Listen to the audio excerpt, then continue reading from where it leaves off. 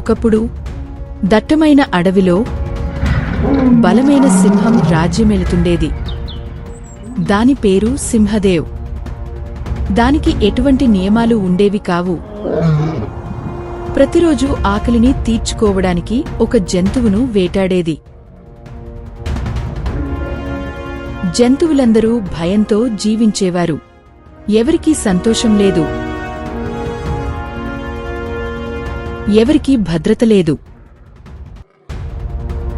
ఒకరోజు అడవిలోని జంతువులంతా దట్టమైన పచ్చని చెట్లు ఉన్న ఒక గుట్టమీద సమావేశమయ్యారు. పిల్లి, ఎలుక, ముంగిస, మొసలి, ఏనుగులు, జింకలు, కోతులు మరియు పక్షులు వంటి వివిధ జంతువులతో అందరూ. ఇలా అయితే మనం ఎంతకాలం బతుకుతాం? నిత్యం భయం, దానికి బలమే ఉంది. మనం తెలివిగా ఏదైనా చేయాలి. అప్పుడు ఓ మెల్లగా నడిచే తాబేలు, పేరు చికచిక, ముందుకు వచ్చింది.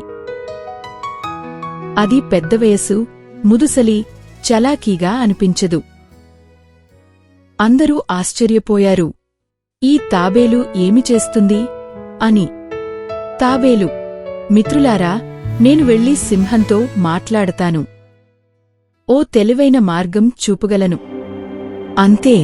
రెండవ రోజు ఉదయం సింహదేవ్ తన సింహాసనంలో గర్జిస్తూ కూర్చున్నాడు.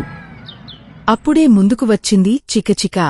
తాబేలు నెమ్మదిగా, గౌరవంగా పలికింది.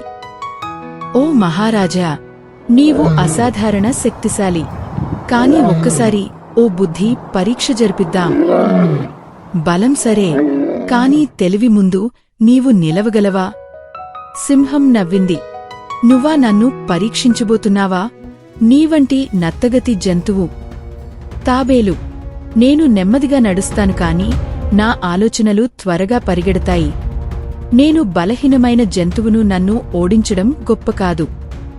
కాని తెలివిగా నన్ను ఓడించగలవా లేదా చూడాలి. సింహం ఆసక్తిగా ఒప్పుకుంది. ఆట మొదలైంది. తాబేలు అడవి మధ్యలో ఉన్న గంభీరమైన సరస్సుకు సింహాన్ని తీసుకెళ్ళింది. నీరు అద్భుతంగా ప్రతిబింబించేలా స్వచ్ఛంగా ఉంది.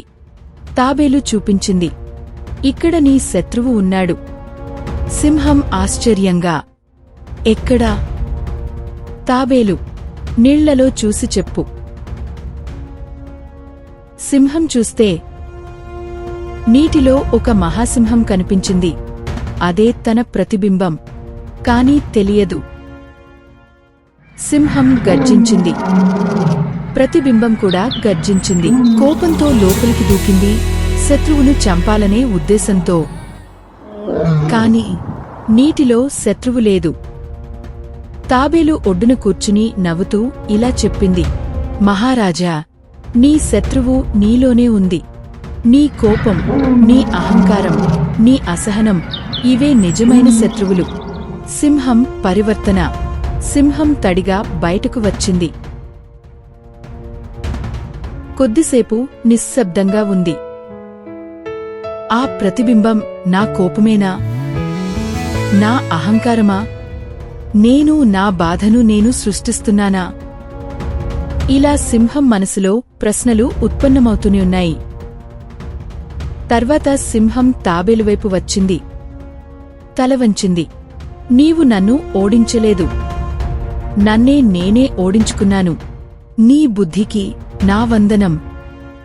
అప్పటినుంచి సింహం మారింది. తన శక్తిని జంతువుల రక్షణకు వినియోగించసాగింది. అందరికీ న్యాయం చేసింది. అడవి మళ్లీ ఆనందంగా మారింది. తాబేలు చికచిక, ఓ తెలివైన ముదుసలి, అందరికీ స్నేహితుడిగా నిలిచింది. నీతి పాఠం. బలం ఉన్నవారు కూడా బుద్ధి ముందు తలవంచుతారు.